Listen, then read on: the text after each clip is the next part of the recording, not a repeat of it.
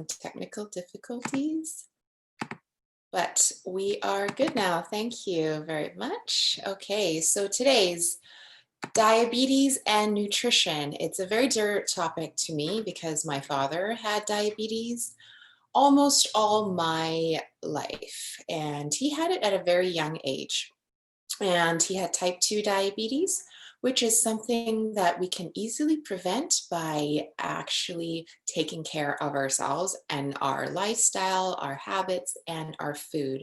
So I want to make sure that people understand that diabetes type 2 is something that you can prevent. And even if it's genetically disposed, it really just only loads the gun. And if you don't do things to help you prevent that from becoming a reality, you'll never get diabetes. Okay, so I'm a registered dietitian. My name is Renee, and I have a company in Vancouver, BC called TrueNosh, and I urge you to check my website out and take a look at some of my products that are all made without any sugar, all higher in protein and fiber because we use the whole fruits and vegetables and added fiber, and also gluten-free. So if you have any questions also during the presentation or after that you think about, you can always email me info@truenosh.com. So diabetes, why is it important for me to talk about diabetes and for you to know more about diabetes? Well, it is about knowledge, and knowledge is power. So currently, there are 1 in 3 Canadians who have diabetes or prediabetes. Prediabetes meaning their blood glucose is a little bit higher in their blood report, and they can do some lifestyle activities and changes and diet changes to help them prevent from getting actual type 2 diabetes. And research has shown recently that those people who are 20, so the youth are today, can face a super high chance of developing diabetes in their lifetime. And that is startling, and that's pretty urgent, and that's why I'm talking about it today. There are less than 50% of all Canadians, so they identify less than half of early warning signs of diabetes. So people who think that they have certain different symptoms may not think that they have diabetes, and that can be helpful to know the symptoms. And we're talking about that later. And you want to be mindful of these symptoms if you have some, and you want to be in check of your body, okay? There are only 33% of Canadians who are aware that stroke is actually a complication of diabetes, and I'm sure some of you don't know that either. And 40% of Canadians identify heart disease as a complication in diabetes. So diabetes is one disease that can lead to many other diseases. And if you get diabetes, it also increases your chance of other diseases such as stroke and heart disease. So that's why I also am talking about it today. And complications are serious and also can be life-threatening. So people need to be more mindful of the symptoms that they have, because diabetes account for 30% of strokes, 40% of heart attacks, 50% of kidney failure, and also requiring dialysis, and 70% of non-traumatic amputations. So a lot of people might not know that diabetes also affects circulation to your limbs, and sometimes people really lose all their feelings in their limbs and their blood flow to their limbs, and therefore causing infections, and then they have to get amputations. All right, so diabetes mellitus is the real term for diabetes. It is a group of diseases, okay? Because there's type 1, type 2. Also, pregnant women might get diabetes as well. And then there's prediabetes also. So it affects how your body uses blood sugar, which is glucose, which is the lowest form of energy that you need to do a lot of different functions, to move around, to digest, to improve circulation. Glucose is a vital part of your health because it's um, all what your cells use to produce energy, and especially your brain, because that's the main source of fuel. So there are a lot of different types of diabetes, as I talked about. This is a general slide. There are a lot more information on Diabetes Canada. You can go to their website and find out more about different types of diabetes. So I'll go not into too much detail. Type 1 diabetes is an autoimmune disease. What does that mean is because your immune system attacks itself. So making your pancreas not being able to make insulin. So there are a lot of different things and research and done by researchers thinking that might relate it to your genes or even your environment. But it is really known why type 1 diabetes really attacks your immune system. Type 2 diabetes can be caused by several factors, including obesity. So if you're really overweight, you might want to think of ways to bring down your weight and to get to a healthy weight. Your ethnic background, your family history, if you have relatives, especially people in your immediate family that have type 2 diabetes, that can increase your risk, as well as environmental factors. You are more likely to develop type 2 diabetes if you're not physically active. So if you have a desk job that you're not always moving around, that's something that you need to consider to add in that physical activity to make sure that you can prevent that disease. And if you're overweight or obese, okay? Type 2 diabetes is a result because not enough insulin is made in the pancreas. Pancreas is a organ in the middle of your abdomen, and it produces insulin. And then you become insulin resistant. So your body isn't able to use the insulin that this pancreas makes. So that occurs because you can't use it, and the cells can't uptake that insulin. Therefore, your blood sugar is always elevated and it has nowhere to go. So some people go to the bathroom and they pee a lot because they need to get rid of that excess sugar. Okay. And then if you don't take up insulin, your glucose in your blood is not able to be used for energy. Okay. And then there is another term, another form of diabetes, gestational, because a lot of pregnant women can get this when they are pregnant because they don't produce enough insulin to handle the effects of this growing baby inside of them. So therefore, the hormone levels changes and the amount of sugar in the blood can rise. And if you do get diagnosed with gestational diabetes, you may have other risks also. So preeclampsia, which is high blood pressure, and it can occur during pregnancy when you have gestational diabetes, as well as an abnormal sugar level in the baby also.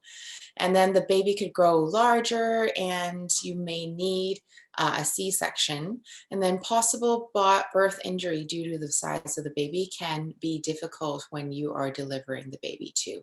And if you have both high risk of health problems, you also will have other problems later in your life too. So the main idea is to keep your sugars in check, and I will talk about a healthy diet that you can adopt to prevent such diseases.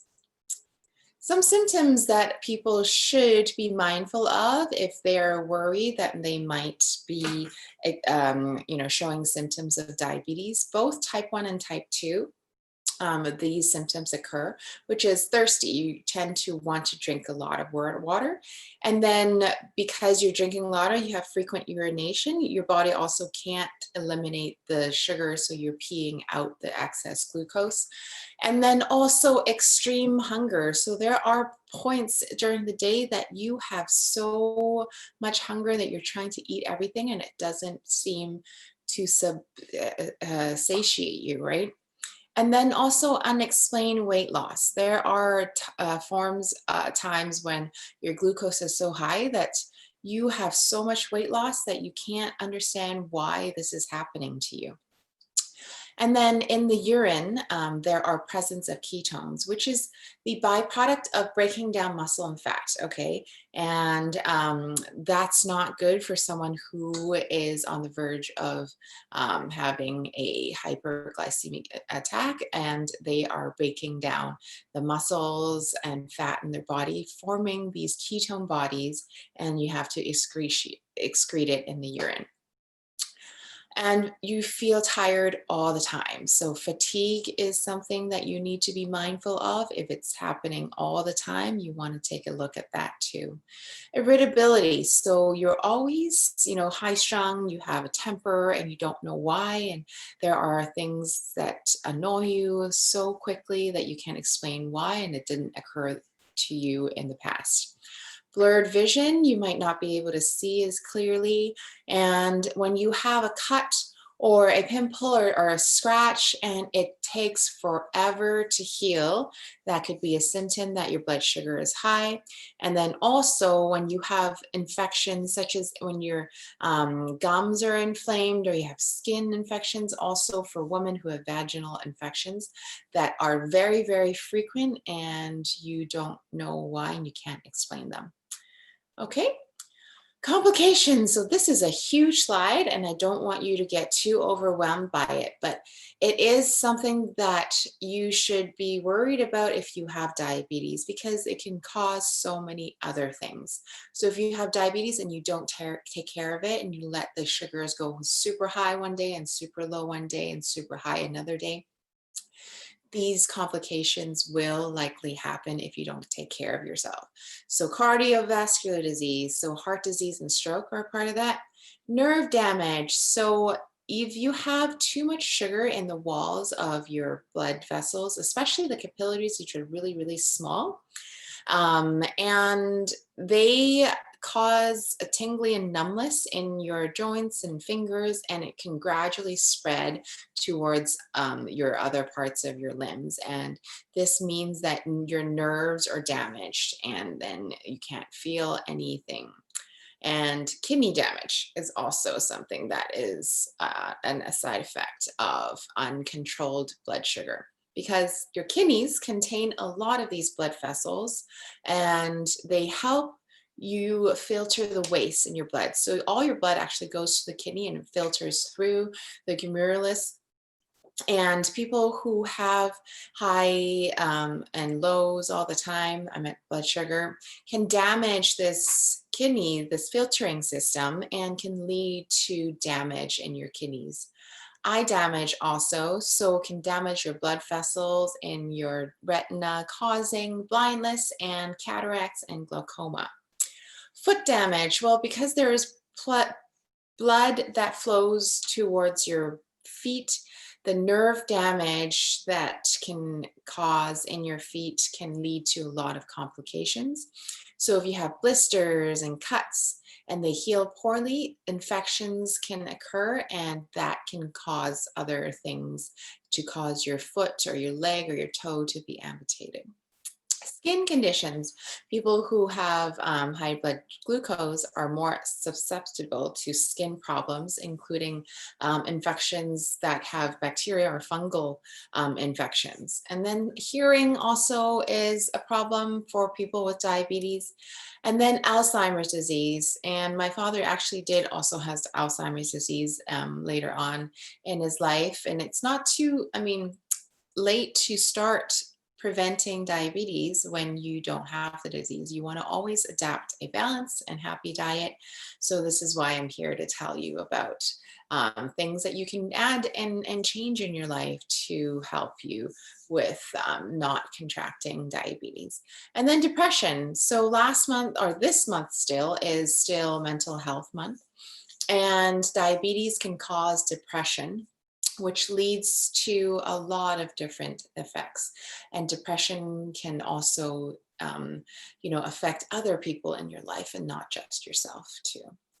Okay, so some terms that I want you to know is hypo and hyperglycemia. So hypoglycemia is when your blood sugar is lower than normal, so less than 4 millimoles per liter. And you can feel these certain symptoms. If you have a irregular or fast heartbeat, you also feel fatigue, your skin turns pale, and you become more anxious, and you're sweating, and you're hungry, and you're irritable. So those are the things that you want to be mindful of if you have low blood sugar. And if you don't treat low blood sugar, it can cause confusion. You have abnormal behavior. You can't make decisions. You can't, see properly because your vision is poor, and it can lead to seizures. And then eventually you can lose consciousness. So the opposite of this is hyperglycemia, which means high blood sugar. And usually symptoms don't really creep up until your blood sugars are significantly high. I'm talking about over 10 millimoles per liter. And you can find that out by pricking your finger. And a lot of people who are pre-diabetes should have a glucose monitor with them and check their blood sugars. And you want to watch for these symptoms on the right side. So frequent urination, really thirsty, blurred vision, fatigue, headache.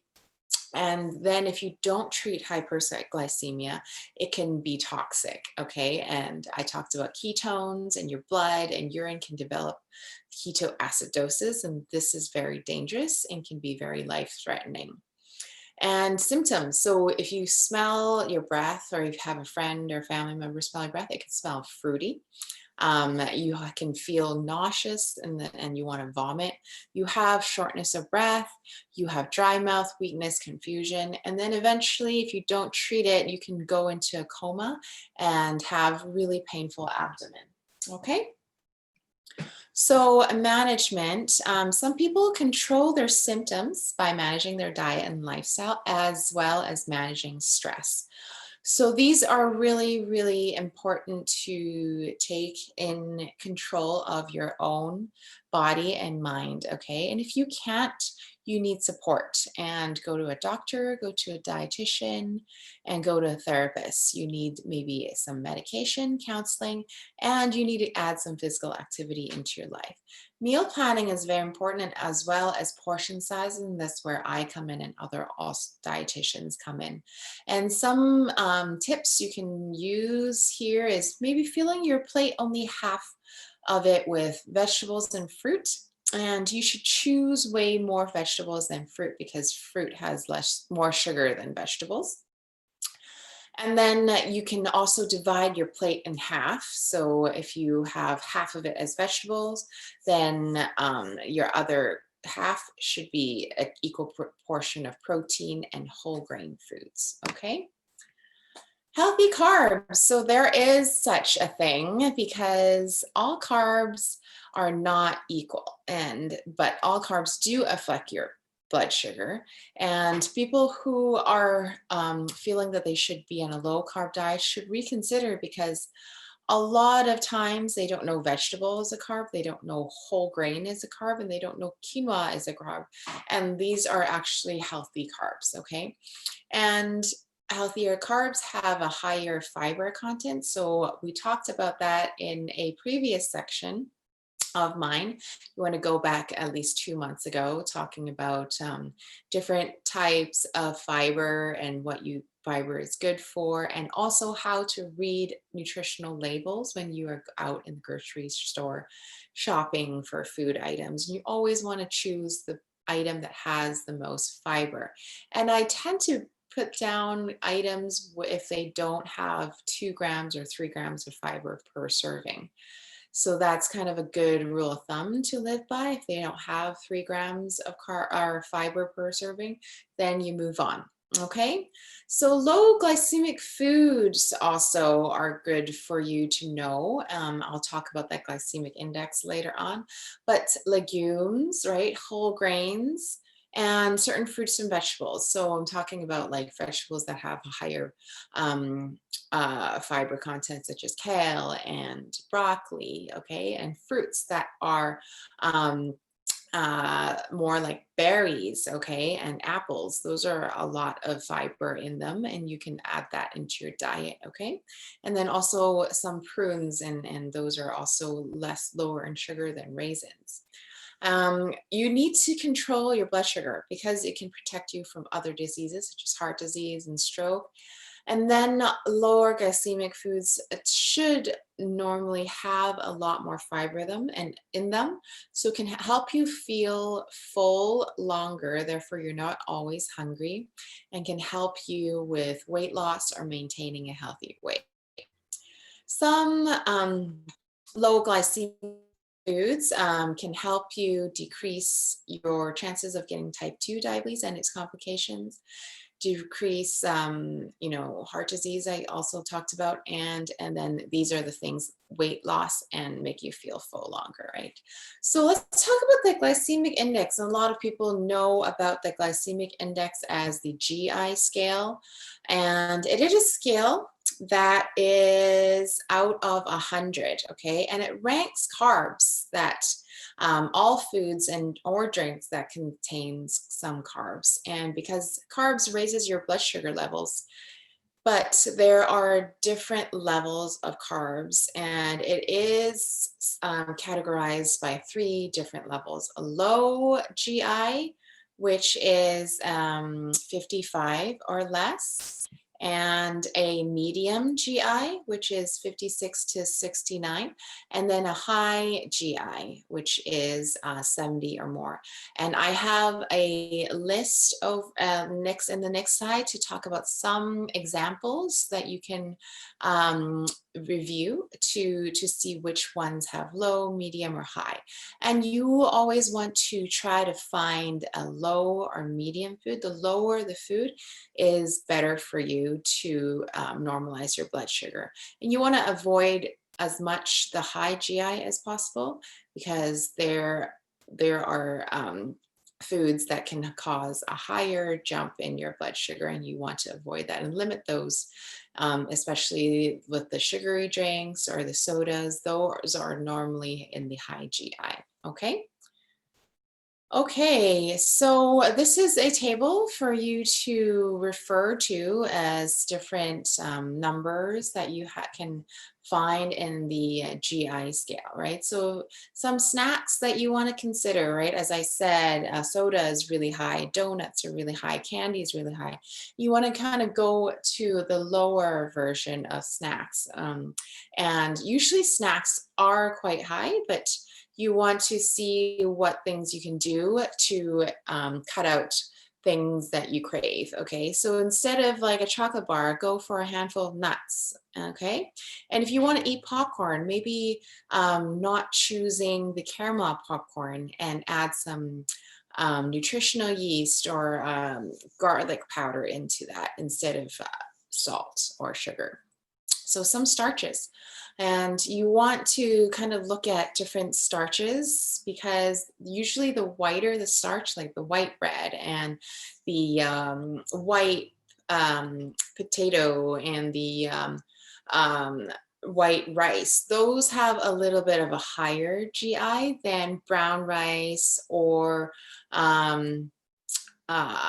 like sweet potatoes with their skin intact.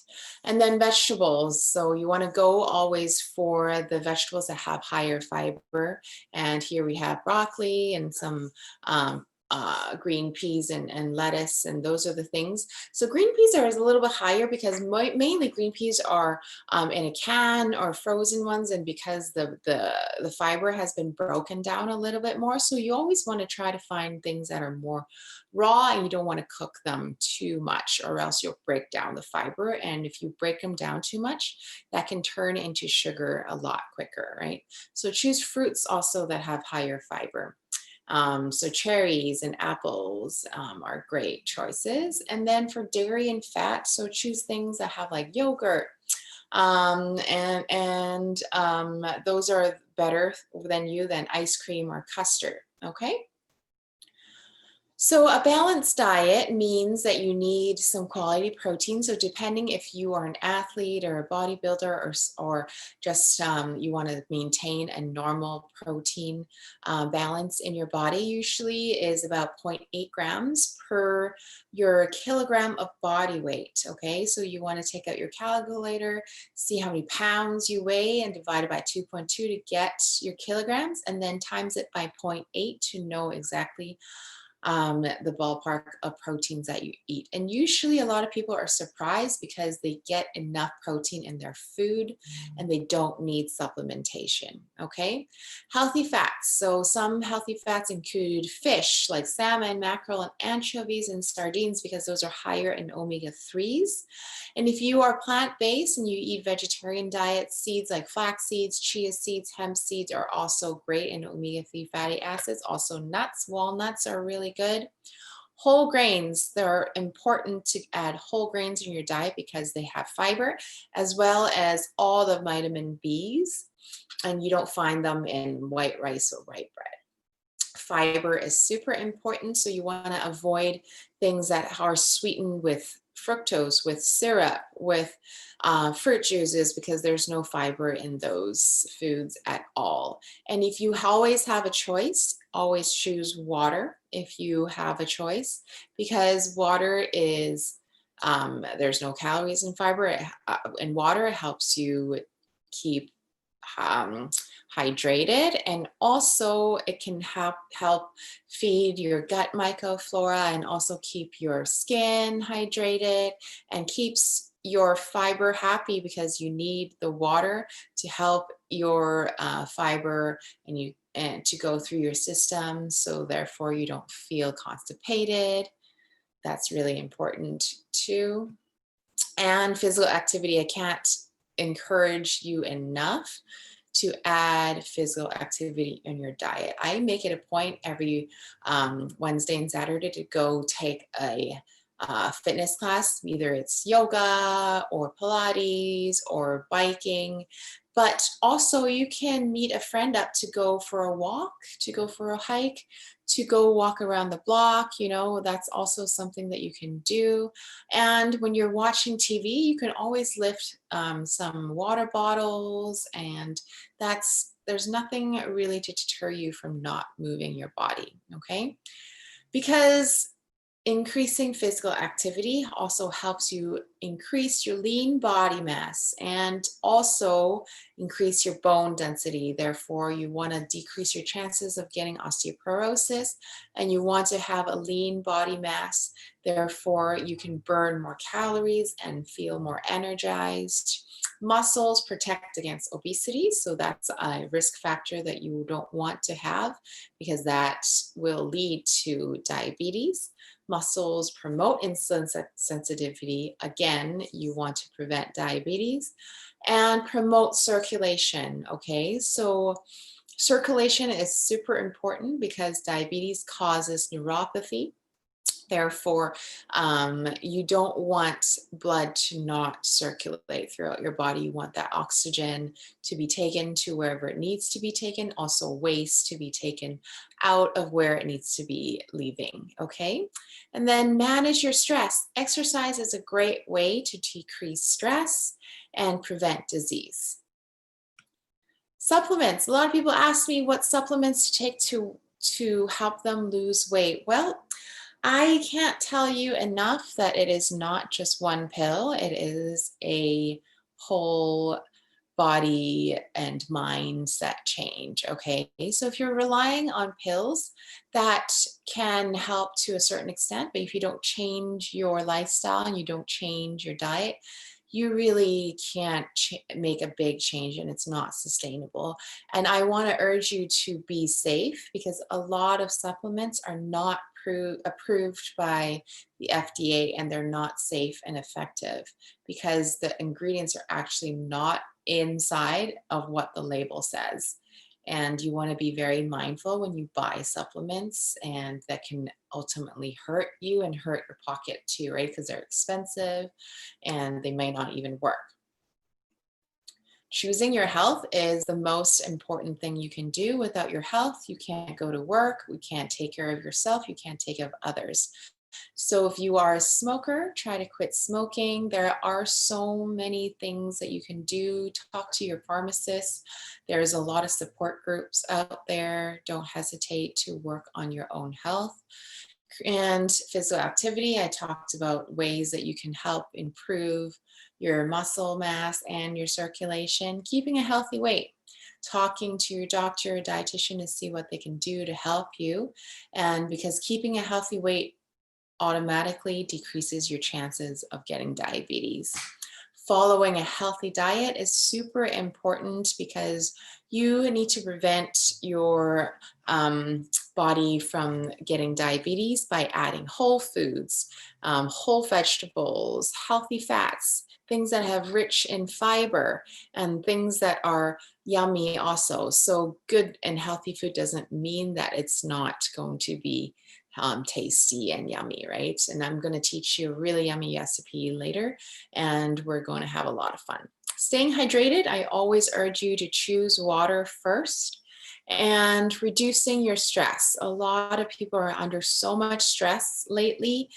We are in a different time, but we can do that by doing some yoga or putting on some soothing music, reducing your stress by gardening or spending some time in the nature also, and even calling up an old friend and talking about fun things that you can do and watching a comedy. So many things that you can do to relieve stress. Also cooking. Cooking is one of my favorite things to do because maintaining your health is not just one pill or one food or one nutrient, one lab result or one exercise, right? You have to think of your whole lifestyle, your body kind of works with each other, what the exercises you do, and also everything can result in a mindful and a happier mindset. So don't fixate on just one aspect of your life. And it's an overall lifestyle that really makes the biggest difference to your health. Again, reading your labels is super important because something that's labeled low fat in the front can have high refined carbohydrates, sugar, and sodium in the back. So you always want to read what's in your food when you go shopping in the grocery store, and never go shopping when you're hungry. And try to shop on the outside first, where the produce and the bakery and the meats and the fish, before going into the center aisles. And whenever there's a doubt, always talk to your doctor or your dietitian, or you can always call 811 to ask to speak to a dietitian. HealthLink BC has a website that can help you out with some of your questions. Prevention is always the key. And also, BC Dietitians is a great resource. If you want to find a dietitian near you, go to bcdietitians.ca and we can pair you up with a dietitian that can really help you out with your health. Okay, so there is my presentation, and I'm going to go to the kitchen. There is a question. You can actually go to, sorry, I'm answering Lori's question. So the slides are actually forever posted on the YouTube channel with Conetra Society, as well as Conetra Society's Facebook page. This presentation is also on there, and it won't be deleted. So you can see this on the Facebook page currently, and you can always rewind as well. Okay, I will go into my kitchen right now. We can do some cooking together. Let me go back to the screen.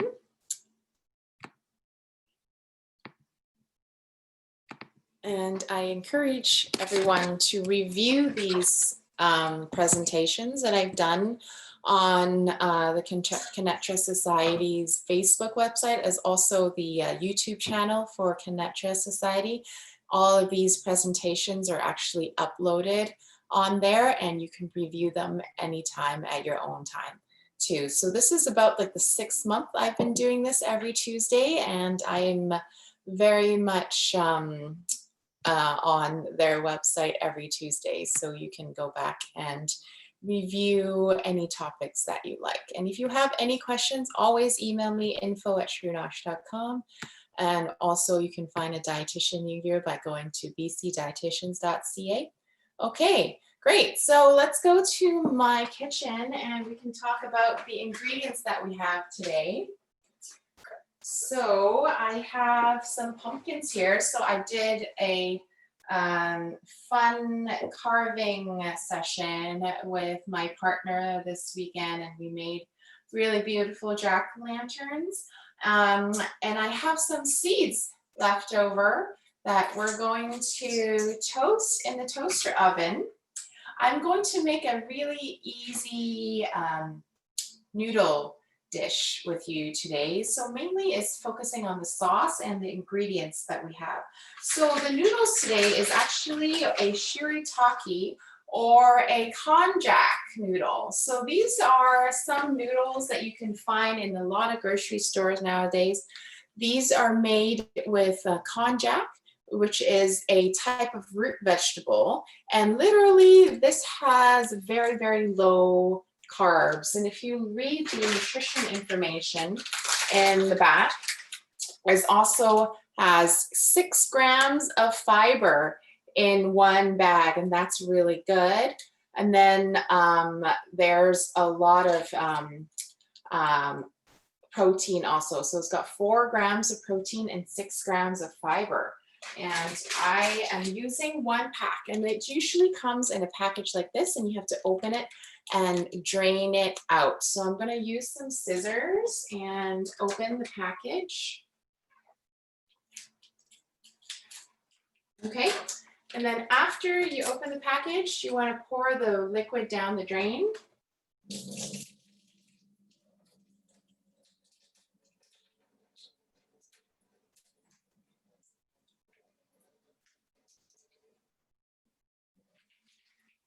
Okay, so now I have a little bit of water that's boiling. I'm going to add a little bit more. And turn on the heat. And when the water in the back boils, I'm going to add the noodles inside, only for 1 minute to cook it, because the noodles is actually cooked already, and it's ready to eat after you kind of just rinse off some of the liquid inside. So I'm going to cut some vegetables because we have some Napa cabbage. I have an onion, and I also have a carrot that I forgot to get from my fridge.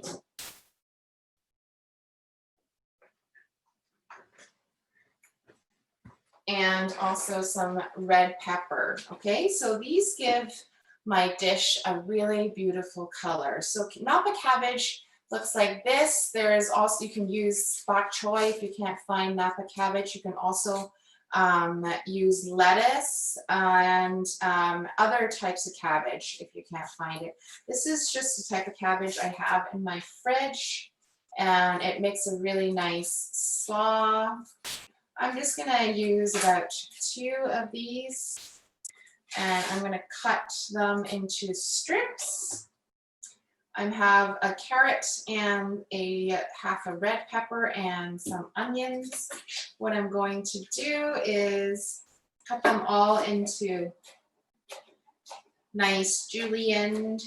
So shred them to make a beautiful slaw. Oh, and before that, I want to preheat my toaster oven because we're going to toast some of the pumpkin seeds that I have here. I'm going to finish cutting the Napa cabbage into small shreds. I'm going to make a nice, yummy, nutty Asian slaw today. It will be a great pick-me-up for lunch. Okay, so I put that on the side. And then now I hear the water boiling, so I'm gonna put the konjac noodles or the shirataki noodles in the water. And it only needs about 30 seconds to a minute. I'm just gonna wait for the water to come back to a boil, and then I'm gonna take it out. So for the pumpkin seeds, you wanna add maybe a handful to a baking sheet. You wanna make sure that it's got enough space in here. And these are literally pumpkin seeds from my jack-o'-lantern. And you can season them with garlic powder and some pepper, or even some paprika if you like spicy. And I like to just also eat the shell of it too, because it makes it really crunchy and crispy. So after that, after I spread it out a little bit, I'll add a little bit of oil to, there we go, some oil came up. This is about a teaspoon of oil. I'm gonna mix it around, and a little bit of pepper on here, as well as some garlic powder.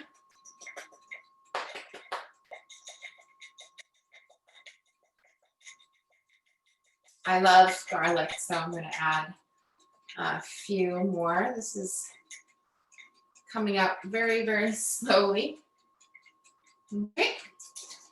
And if you like spicy, you can also add a little bit of spicy red pepper flakes too. I'm just gonna leave it as is. And we're gonna put it in the toaster oven for it to toast for 5 minutes. And in the meantime, my noodles are done. So they look like this, and I'm gonna drain it in the sink.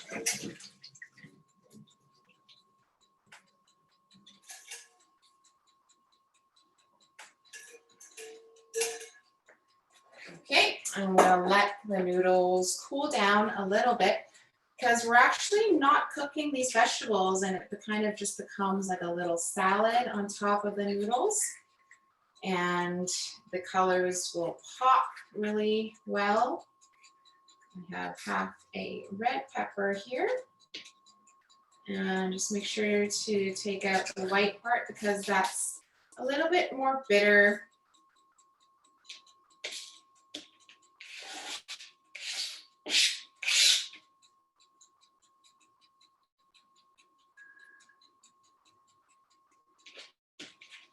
And then the red pepper I also cut into nice long julienne strips.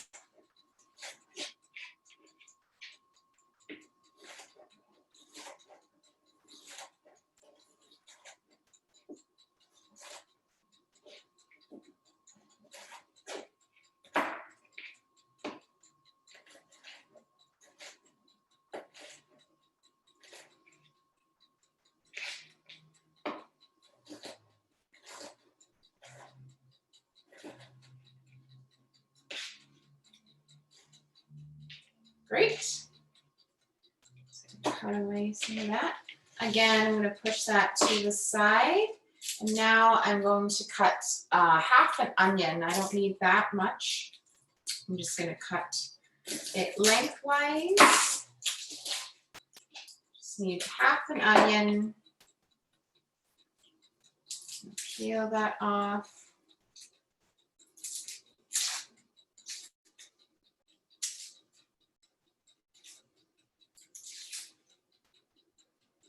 And after we cut all the vegetables into strips, we can make a really nice sauce. It's going to be like a dressing, but more of a thicker sauce, because we want to keep our noodles in mind.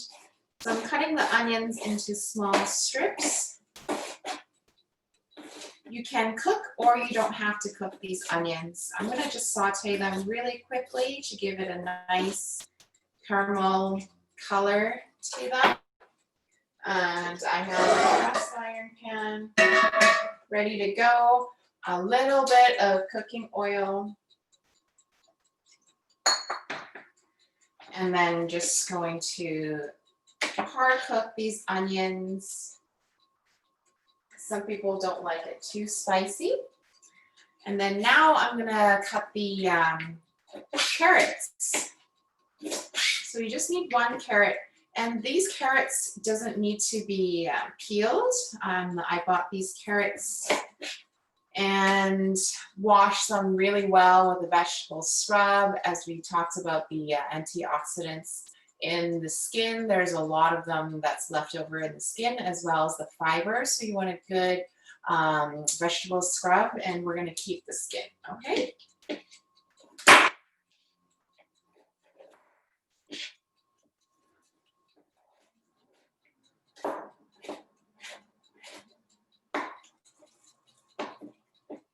I can hear the pumpkin seeds sizzling in the toaster oven. That's always exciting.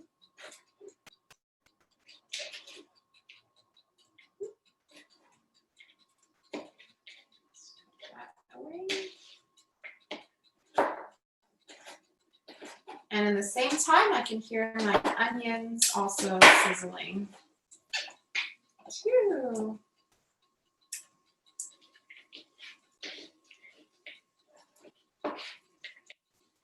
Got the carrots into a smaller piece so they look prettier. If you don't like carrots or red peppers, you can substitute with cucumbers, zucchini, tomatoes. It's really up to you which vegetables that you have on hand.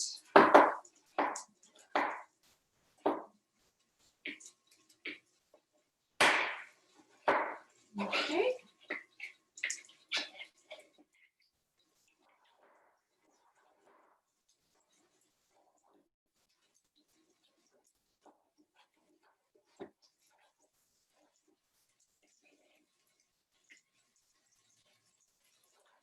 And the shirataki or the konjac noodles also has a nice crunchy texture to it.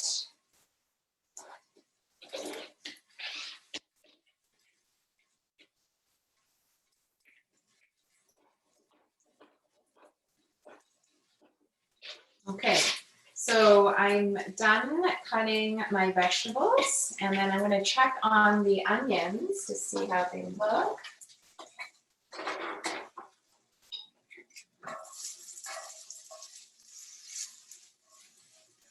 They look pretty nice, and I'm going to turn the heat off just to cook it until it becomes a little translucent.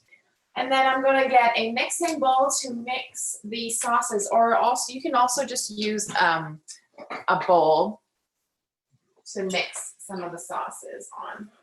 So I have a ceramic bowl, and I have a few different condiments. So I have my own hoisin sauce, which is made with black garlic, sweet potatoes, apples, and black sesame. I have the older bottle here, which is completely fine. It's just a different packaging. I'm adding about 3 tablespoons, okay, of my own sugar-free hoisin sauce in it. And then a little bit of peanut butter. So if you're allergic to peanuts, you can go ahead and put sesame in here. So sesame paste or almond butter. So I'm also adding 1 tablespoon of that in here.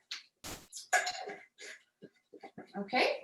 And then I'm going to stir it around, and then a little bit of sesame oil. So sesame oil is pretty easy to find. I'm also going to add about a drizzle, so about 1 teaspoon of sesame oil in here.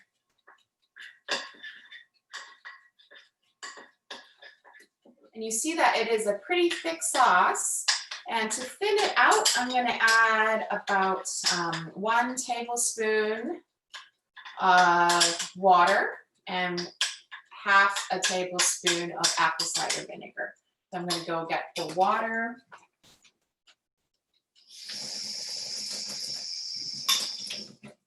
In here. Oh no.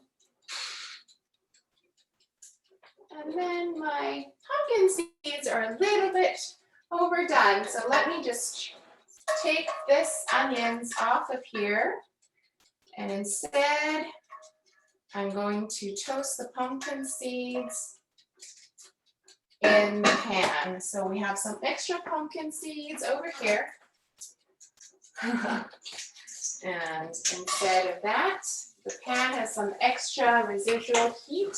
I'm going to turn it up so I can see that, right? So be careful. I think I turned my toaster oven a little bit too high into broil instead of bake. Okay, so I'll deal with that later. But instead, a handful of pumpkin seeds on my pan on a medium heat and a little bit of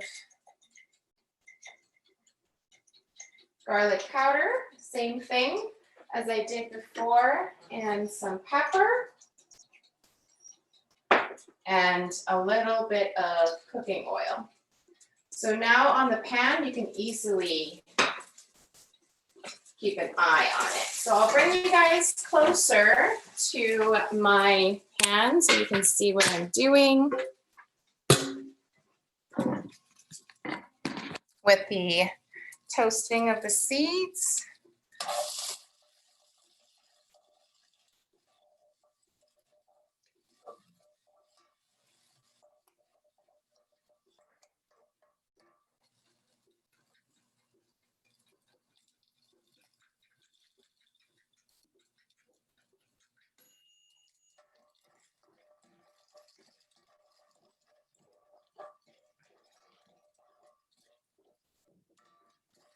And once the seeds get a little bit of browning, they're ready, and you can serve them on top of our noodle dish. So for presentation, I have a nice plate here. My shirataki noodles goes in the middle.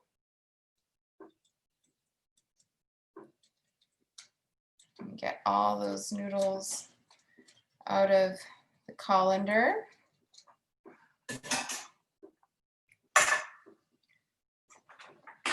And then my lovely vegetables. So dampa cabbage doesn't have to be cooked, and it's a good, nice vegetable for a beautiful slaw. The amount of cabbage here is good for 2 people. So this is 1 serving, 1 package of shirataki is good for 1 person. So I can save half of my vegetables for a different serving. And then the caramelized onions or the sauté onions goes on top. And then that sauce I have. Just want to make sure that I have all the pumpkin seeds moving and toasted in the right color. And we have our sauce that we made. I just added some water and some apple cider vinegar into the sauce to water it down. Our sauce has the hoisin, and so 3 tablespoons of my hoisin, 1 tablespoon of peanut butter, 1 tablespoon of water, and half a tablespoon of apple cider vinegar, and 1 teaspoon of sesame oil. And we're going to add that on top. Okay, so we have half of it left for another serving. So there's about 2 tablespoons up top. And then we're going to garnish it with a beautiful toasted pumpkin seeds. So see how these are nicely toasted and nice and brown in color. That's great.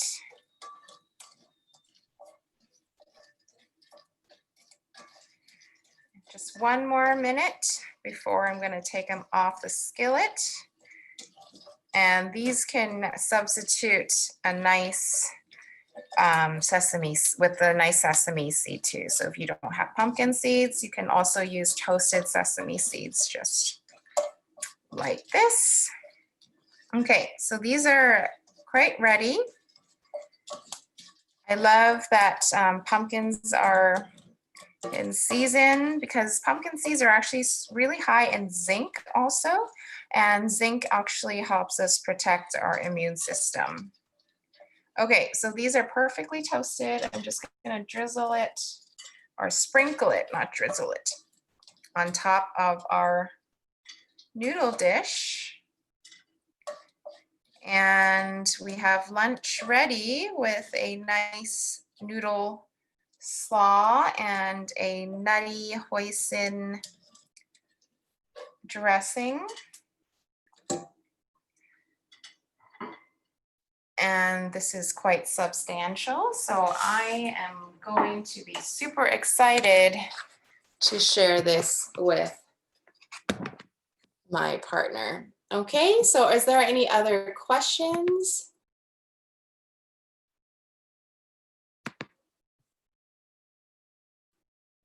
Hello?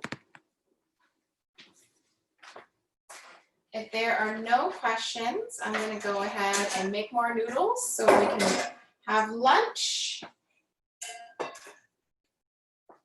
And we'll see you guys next week.